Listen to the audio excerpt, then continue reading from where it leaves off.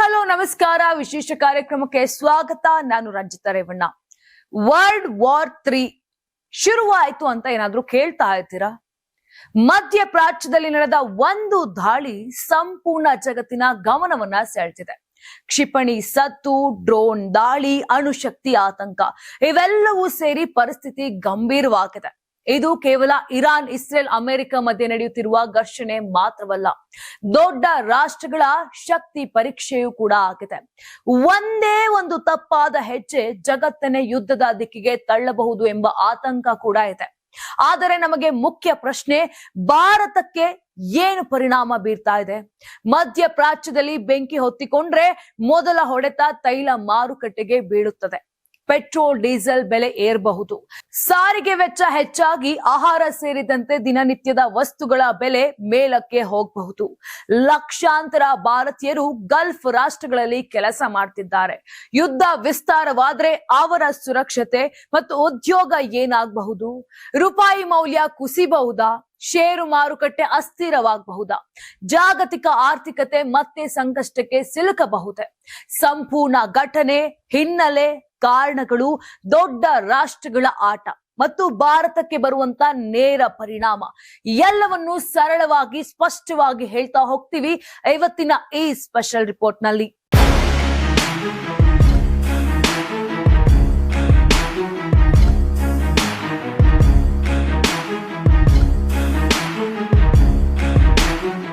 ಮಧ್ಯಪ್ರಾಚ್ಯದ ರಾಜಕೀಯ ಇತಿಹಾಸದಲ್ಲಿ ಹೊಸ ಅಧ್ಯಾಯ ಬರೆಯುವಂತಹ ಘಟನೆ ಸಂಭವಿಸಿದೆ. ಒಂದು ದಾಳಿ, ಒಂದು ಘೋಷಣೆ ಮತ್ತು ವಿಶ್ವದ ಶಕ್ತಿ ಸಾಮ್ರಾಜ್ಯಗಳ ನಡುವೆ ಭಾರಿ ತಂತ್ರಯುದ್ಧ. ದಶಕಗಳ ವೈಮನಸ್ಸು, ಅಣುಶಕ್ತಿ ಪೈಪೋಟಿ, ಧಾರ್ಮಿಕ ಹಾಗೂ ಪ್ರಾದೇಶಿಕ ರಾಜಕೀಯ ಭಿನ್ನತೆಗಳೆಲ್ಲವೂ ಈಗ ಒಂದೇ ಕ್ಷಣದಲ್ಲಿ ಸ್ಫೋಟಗೊಂಡಂತಾಗಿದೆ. ಇರಾನ್, ಇಸ್ರೇಲ್ ಮತ್ತು ಅಮೆರಿಕ ನಡುವಿನ ಈ ಸಂಘರ್ಷ ಕೇವಲ 3 ರಾಷ್ಟ್ರಗಳ ನಡುವಿನ ಘರ್ಷಣೆಯಲ್ಲ. ಇದು ಜಾಗತಿಕ ಆರ್ಥಿಕತೆ, ತೈಲ ಮಾರುಕಟ್ಟೆ, ಸೈನಿಕ ಸಮತೋಲನ ಮತ್ತು ವಿಶ್ವ ಶಾಂತಿಯ ಭವಿಷ್ಯವನ್ನು ಪರೀಕ್ಷಿಸುವ ಘಟ್ಟವಾಗಿದೆ. ಪಶ್ಚಿಮ ಏಷ್ಯಾದಲ್ಲಿ ಉದ್ವಿಗ್ನತೆ ತುತ್ತ ತುದಿಗೇರಿದೆ. ಜಗತ್ತಿನ ಗಮನ ಇದೀಗ ಒಂದೇ ಪ್ರದೇಶದ ಮೇಲೆ ಕೇಂದ್ರೀಕೃತವಾಗಿದೆ. ಇರಾನ್ನ ಸರ್ವೋಚ್ಚ ನಾಯಕ ಅಯತೊಲ್ಲಾ ಅಲಿ ಖಮೇನಿ ಅವರ ಸಾವು ವಿಶ್ವದಾದ್ಯಂತ ರಾಜಕೀಯ, ಧಾರ್ಮಿಕ ಮತ್ತು ಸೈನಿಕ ಮಟ್ಟದಲ್ಲಿ ದೊಡ್ಡ ಆಘಾತ ಉಂಟು ಮಾಡಿದೆ. ಅಮೆರಿಕ ಮತ್ತು ಇಸ್ರೇಲ್ ಜಂಟಿ ದಾಳಿಯಲ್ಲಿ ಅವರು ಕೊಲ್ಲಲ್ಪಟ್ಟಿದ್ದಾರೆ ಎಂದು ಇರಾನ್ ಸರ್ಕಾರಿ ಮಾಧ್ಯಮಗಳು ದೃಢಪಡಿಸಿವೆ. ಈ ಬೆಳವಣಿಗೆ ನಂತರ ಇರಾನ್ನ ಇಸ್ಲಾಮಿಕ್ ರೆವಲ್ಯೂಷನರಿ ಗಾರ್ಡ್ ಕಾರ್ಪ್ಸ್ ಇತಿಹಾಸದ ಅತ್ಯಂತ ಉಗ್ರ ಆಕ್ರಮಣಕಾರಿ ಕಾರ್ಯಾಚರಣೆ ಮಾಡುವುದಾಗಿ ಘೋಷಿಸಿದೆ. ಇದರಿಂದ ಯುದ್ಧದ ಭೀತಿ ಮತ್ತಷ್ಟು ಗಂಭೀರವಾಗಿದೆ. ಫೆಬ್ರವರಿ 28, 2026ರಂದು ಆರಂಭವಾದ ದಾಳಿಯಲ್ಲಿ ಟೆಹರಾನ್ನಲ್ಲಿ ತಮ್ಮ ಕಚೇರಿಯಲ್ಲಿ ಕಾರ್ಯನಿರ್ವಹಿಸುತ್ತಿದ್ದ ವೇಳೆ ಖಮೇನಿ ಸಾವನ್ನಪ್ಪಿದ್ದಾರೆ ಎಂದು ವರದಿಗಳು ತಿಳಿಸಿವೆ. ಇಸ್ರೇಲಿ ವಿಮಾನಗಳು ಸುಮಾರು 30 ಬಾಂಬ್ಗಳನ್ನು ಹಾಕಿವೆ ಎಂಬ ಮಾಹಿತಿ ಹೊರಬಂದಿದೆ. ಅಮೆರಿಕ ಅಧ್ಯಕ್ಷ ಡೊನಾಲ್ಡ್ ಟ್ರಂಪ್ ತಮ್ಮ ಟ್ರೂತ್ ಸೋಷಿಯಲ್ ಖಾತೆಯಲ್ಲಿ ಈ ಸುದ್ದಿಯನ್ನ ಮೊದಲು ಪ್ರಕಟಿಸಿದರು. ಇತಿಹಾಸದ ಅತ್ಯಂತ ದುಷ್ಟ ವ್ಯಕ್ತಿಗಳಲ್ಲಿ ಒಬ್ಬರಾದ ಖಮೇನಿ ಸತ್ತಿದ್ದಾರೆ.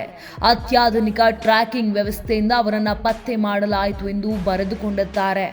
ಅವರ ಪ್ರಕಾರ ಇದು ಇರಾನ್ ಜನರಿಗೆ ತಮ್ಮ ದೇಶವನ್ನು ಮರಳಿ ಪಡೆಯಲು ಸುವರ್ಣಾವಕಾಶವಾಗಿದೆ. ಮಾರ್ಚ್ 1, 2026ರಂದು ಇರಾನ್ ಸರ್ಕಾರಿ ದೂರದರ್ಶನ ಖಮೇನಿ ಅವರ ಸಾವನ್ನ ಅಧಿಕೃತವಾಗಿ ಘೋಷಿಸಿತು. ದೇಶದಲ್ಲಿ 40 ದಿನಗಳ ರಾಷ್ಟ್ರೀಯ ಶೋಕಾಚರಣೆ ಘೋಷಿಸಲಾಯಿತು. ಈ ದಾಳಿಯಲ್ಲಿ ಖಮೇನಿ ಅವರ ಮಗಳು, ಮೊಮ್ಮಗಳು, ಸೊಸೆ ಮತ್ತು ಅಳಿಯ ಸೇರಿದಂತೆ ಕುಟುಂಬದ ಹಲವರು ಸಾವನ್ನಪ್ಪಿದ್ದಾರೆ. ಜೊತೆಗೆ ಇರಾನ್ ರಕ್ಷಣಾ ಸಚಿವ ಅಜೇಜ್ ನಾಸಿರ್ ಜಾದೆ ಮತ್ತು IRGC ಕಮಾಂಡರ್ ಮೊಹಮ್ಮದ್ ಪಕ್ಪೌರ್ ಕೂಡ ಹತ್ಯೆಯಾದರು ಎಂಬ ವರದಿಗಳು ಹೊರಬಿದ್ದಿವೆ. 1989ರಿಂದ ಇರಾನ್ನ ಸರ್ವೋಚ್ಚ ನಾಯಕನಾಗಿದ್ದ ಖಮೇನಿ ರುಹುಲ್ಲಾ ಖೊಮೇನಿ ಅವರ ನಂತರ ಅಧಿಕಾರಕ್ಕೆ ಬಂದವರು. ಅವರ ನಾಯಕತ್ವದಲ್ಲಿ ಇರಾನ್ ಪರಮಾಣು ಕಾರ್ಯಕ್ರಮವನ್ನು ವಿಸ್ತರಿಸಿತು ಮತ್ತು ಅಮೆರಿಕ ಹಾಗೂ ಇಸ್ರೇಲ್ ವಿರೋಧಿ ಕಠಿಣ ನಿಲುವನ್ನು ಅಳವಡಿಸಿತು. ಅವರ ಸಾವು ಇರಾನ್ ರಾಜಕೀಯದ ಭವಿಷ್ಯವನ್ನ ಸಂಪೂರ್ಣವಾಗಿ ಬದಲಾಯಿಸುವ ಸಾಮರ್ಥ್ಯ ಹೊಂದಿದೆ. ಇಸ್ರೇಲಿ ಪ್ರಧಾನಿ ಬೆಂಜಮಿನ್ ನೇತನ್ಯಾಹು ಇರಾನ್ ಜನರಿಗೆ ಈಗ ನಿಮ್ಮ ಆಡಳಿತವನ್ನ ಉರುಳಿಸುವ ಸಮಯ ಬಂದಿದೆ ಎಂದು ಕರೆ ನೀಡಿದರು. ಈ ಸಾವಿನ ನಂತರ IRGC ಇಸ್ರೇಲ್ ಮತ್ತು ಅಮೆರಿಕ ವಿರುದ್ಧ ಕಠಿಣ ಪ್ರತಿಜ್ಞೆ ಕೈಗೊಂಡಿದೆ. ಅತ್ಯಂತ ತೀವ್ರವಾದ ಕಾರ್ಯಾಚರಣೆ ಶೀಘ್ರದಲ್ಲೇ ಆರಂಭವಾಗಲಿದೆ ಎಂದು ಹೇಳಿದ್ದಾರೆ. ಇರಾಕ್ನಲ್ಲಿರುವ ಅಮೆರಿಕ ನೆಲೆಗಳ ಮೇಲೆ ಇರಾನ್ ಡ್ರೋನ್ ಮತ್ತು ಕ್ಷಿಪಣಿ ದಾಳಿಗಳನ್ನು ಪ್ರಾರಂಭಿಸಿದೆ. ಉತ್ತರ ಇರಾಕ್ನ ಎರ್ಬಿಲ್ ವಿಮಾನ ನಿಲ್ದಾಣದಲ್ಲಿ ಅಮೆರಿಕದ ಸಿರಾಮ್ ರಕ್ಷಣಾ ವ್ಯವಸ್ಥೆ ಇರಾನ್ ಡ್ರೋನ್ಗಳನ್ನು ಹೊಡೆದುರುಳಿಸಿದೆ ಎಂದು ವರದಿಯಾಗಿದೆ. ಇರಾನ್ ಒಳಗೆ ಪ್ರತಿಕ್ರಿಯೆ ಮಿಶ್ರವಾಗಿದೆ. ಕೆಲವೆಡೆ ಜನರು ಸಂತೋಷಾಚರಣೆ ನಡೆಸಿದ್ದಾರೆ. ವಿರೋಧ ಪಕ್ಷದ ನಾಯಕ ರೆಜಾ ಪಹಲ್ವಿ ಇಸ್ಲಾಮಿಕ್ ರಿಪಬ್ಲಿಕ್ ಅಂತ್ಯಗೊಂಡಿದೆ ಎಂದು ಘೋಷಿಸಿದ್ದಾರೆ. ಅಮೆರಿಕದ ಲಾಸ್ ಏಂಜಲೀಸ್ ನಗರದಲ್ಲೂ ಇರಾನಿಯರು ಸಂಭ್ರಮಾಚರಣೆ ನಡೆಸಿದ್ದಾರೆ. ಆದರೆ ಇನ್ನೊಂದೆಡೆ ದೇಶದ ರಾಷ್ಟ್ರೀಯ ಭದ್ರತಾ ಮಂಡಳಿ ಇದು ದೊಡ್ಡ ದಂಗೆಗೆ ಕಾರಣವಾಗಬಹುದು ಎಂದು ಎಚ್ಚರಿಸಿದೆ. ಈ ಸಂಘರ್ಷದ ಹಿನ್ನೆಲೆ ಹೊಸದಲ್ಲ.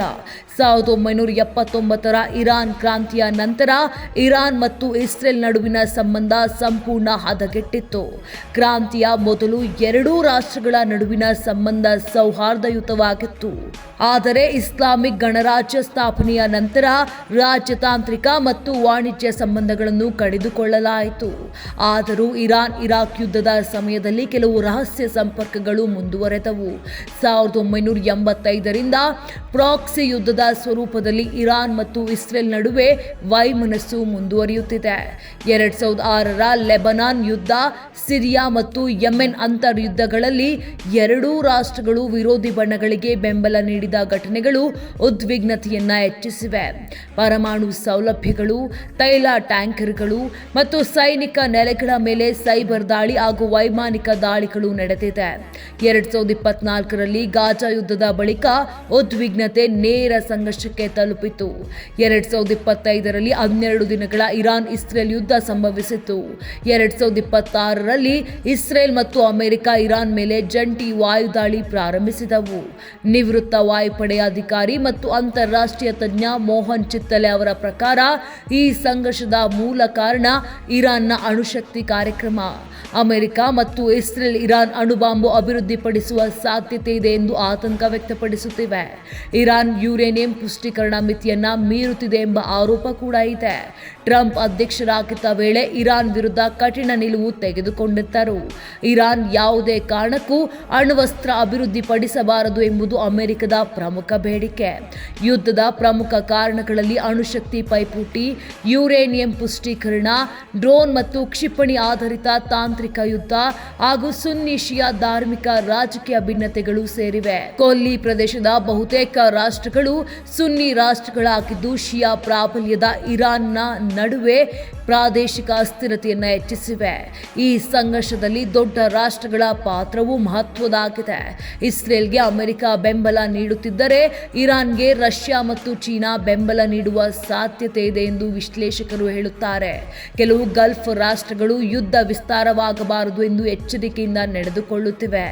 ಜಾಗತಿಕ ಆರ್ಥಿಕತೆಗೂ ಇದರಿಂದ ಭಾರಿ ಹೊಡೆತ ಬೀಳಬಹುದು. ಭಾರತ ಸೇರಿದಂತೆ ಅನೇಕ ದೇಶಗಳು ಮಧ್ಯಪ್ರಾಚ್ಯದಿಂದ ತೈಲವನ್ನು ಆಮದು ಮಾಡಿಕೊಳ್ಳುತ್ತಿವೆ. ಇಂಧನ ಬೆಲೆ ಏರಿದರೆ ಪೆಟ್ರೋಲ್, ಡೀಸೆಲ್ ಮತ್ತು ಸಾರಿಗೆ ವೆಚ್ಚ ಹೆಚ್ಚಾಗಿ ದೈನಂದಿನ ವಸ್ತುಗಳ ಬೆಲೆಯೂ ಏರಬಹುದು. ಮಧ್ಯಪ್ರಾಚ್ಯದಲ್ಲಿ ಕೆಲಸ ಮಾಡುತ್ತಿರುವ ಲಕ್ಷಾಂತರ ಭಾರತೀಯರ ಮೇಲೂ ಇದರ ಪರಿಣಾಮ ಬೀಳುವ ಸಾಧ್ಯತೆ ಇದೆ. ತಜ್ಞರು ಎಚ್ಚರಿಕೆ ನೀಡಿರುವಂತೆ ಈ ಸಂಘರ್ಷ ಶಾಂತಿಯ ಮಾತುಕತೆಯ ಮೂಲಕವೇ ಪರಿಹಾರ ಕಾಣಬೇಕು. ಇಲ್ಲವಾದರೆ ಇದು ಕೋವಿಡ್ ಕಾಲದ ಸಂಕಷ್ಟಕ್ಕಿಂತಲೂ ದೊಡ್ಡ ಜಾಗತಿಕ ಆರ್ಥಿಕ ಮತ್ತು ಮಾನವೀಯ ಸಂಕಷ್ಟವನ್ನ ಉಂಟು ಮಾಡುವ ಸಾಧ್ಯತೆ ಇದೆ. ಈ ಘಟನೆ ಮಧ್ಯಪ್ರಾಚ್ಯದಲ್ಲಿ ರಾಜಕೀಯ ಭೂಪಟವನ್ನೇ ಬದಲಾಯಿಸಬಹುದೇ ಅಥವಾ ಇದು ಜಾಗತಿಕ ಯುದ್ಧದ ದಿಕ್ಕಿನಲ್ಲಿ ಸಾಗುತ್ತಿದೆಯೇ? ಇದರ ಉತ್ತರ ಕಾಲವೇ ನೀಡಲಿದೆ. ಇದೇ ಸಂದರ್ಭದಲ್ಲಿ ಜಾಗತಿಕ ರಾಜತಾಂತ್ರಿಕ ವಲಯದಲ್ಲೂ ಚಟುವಟಿಕೆಗಳು ವೇಗ ಪಡೆದುಕೊಂಡಿವೆ. ಸಂಯುಕ್ತ ರಾಷ್ಟ್ರ ಸಂಸ್ಥೆ ತುರ್ತು ಸಭೆ ಕರೆದಿದ್ದು ಮಧ್ಯಪ್ರಾಚ್ಯದ ಪರಿಸ್ಥಿತಿಯನ್ನು ಚರ್ಚಿಸಲು ಭದ್ರತಾ ಮಂಡಳಿ ಸಭೆ ನಡೆಸಲಾಗಿದೆ. ಯುರೋಪಿಯನ್ ಯೂನಿಯನ್ ರಾಷ್ಟ್ರಗಳು ತಕ್ಷಣದ ಯುದ್ಧ ವಿರಾಮಕ್ಕೆ ಕರೆ ನೀಡಿವೆ. ಕೆಲವು ರಾಷ್ಟ್ರಗಳು ಇಸ್ರೇಲ್ ಮತ್ತು ಅಮೆರಿಕದ ಕ್ರಮವನ್ನು ಖಂಡಿಸಿದರೆ ಇನ್ನು ಕೆಲವು ರಾಷ್ಟ್ರಗಳು ಇರಾನ್ನ ಪರಮಾಣು ಕಾರ್ಯಕ್ರಮವೇ ಮೂಲ ಸಮಸ್ಯೆ ಎಂದು ಅಭಿಪ್ರಾಯಪಟ್ಟಿವೆ. ಜಾಗತಿಕ ಮಟ್ಟದಲ್ಲಿ ರಾಜತಾಂತ್ರಿಕ ಒತ್ತಡ ಹೆಚ್ಚುತ್ತಿರುವುದು ಈ ಸಂಘರ್ಷದ ತೀವ್ರತೆಯನ್ನ ಮತ್ತಷ್ಟು ಸ್ಪಷ್ಟಪಡಿಸುತ್ತದೆ. ಅತ್ಯಂತ ಮಹತ್ವದ ಪ್ರಶ್ನೆ ಎಂದರೆ ಇರಾನ್ನ ಮುಂದಿನ ನಾಯಕತ್ವ ಯಾರು? ಖಮೇನಿ ಅವರ ನಂತರ ಅಧಿಕಾರ ಹಸ್ತಾಂತರ ಪ್ರಕ್ರಿಯೆ ಸುಗಮವಾಗುತ್ತದೆಯೇ ಅಥವಾ ಆಂತರಿಕ ರಾಜಕೀಯ ಸಂಘರ್ಷ ಸ್ಫೋಟಗೊಳ್ಳುತ್ತದೆ ಎಂಬುದು ಸ್ಪಷ್ಟವಾಗಿಲ್ಲ. ಸೇನಾ ವಲಯದ ಪ್ರಾಬಲ್ಯ ಹೆಚ್ಚಾದರೆ ಕಠಿಣ ನಿಲುವು ಮುಂದುವರಿಯಬಹುದು. ಆದರೆ ಜನರ ಅಸಮಾಧಾನ ಹೆಚ್ಚಾದರೆ ರಾಜಕೀಯ ಬದಲಾವಣೆಗೂ ದಾರಿ ತೆರೆಯಬಹುದು.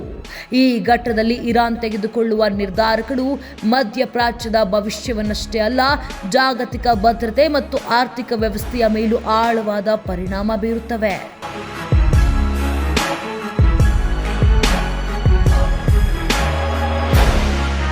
ಒಟ್ನಲ್ಲಿ ಮಧ್ಯಪ್ರಾಚ್ಯದಲ್ಲಿ ಹೊತ್ತಿಕೊಂಡಿರುವ ಈ ಸಂಘರ್ಷ ಕೇವಲ ದೂರದ ರಾಷ್ಟ್ರಗಳ ಮಧ್ಯೆ ನಡೆಯುತ್ತಿರುವ ಯುದ್ಧವಲ್ಲ, ಅದು ಜಗತ್ತಿನ ಶಕ್ತಿ ಸಮೀಕರಣವನ್ನ ಬದಲಾಯಿಸಬಹುದಾದ ತಿರುವು. ತೈಲ ಮಾರುಕಟ್ಟೆ, ಅಣ್ವಸ್ತ್ರ ಭೀತಿ, ದೊಡ್ಡ ರಾಷ್ಟ್ರಗಳ ಬೆಂಬಲ, ವಿರೋಧ ಹಾಗೂ ಭಾರತದ ಆರ್ಥಿಕತೆ ಮತ್ತು ಭದ್ರತೆ ಇವೆಲ್ಲವೂ ಈ ಸಂಕಷ್ಟದ ಜೊತೆ ನೇರವಾಗಿ ಜೋಡಿಕೊಂಡಿವೆ. ಒಂದೇ ಒಂದು ತಪ್ಪಾದ ನಿರ್ಧಾರ ಜಗತ್ತನ್ನೇ ಅಸ್ಥಿರಗೊಳಿಸಬಹುದು. ಮುಂದಿನ ಕೆಲವು ದಿನಗಳು ಮತ್ತು ಗಂಟೆಗಳು ಇತಿಹಾಸವನ್ನ ಬರೆಯುವಂತಿವೆ.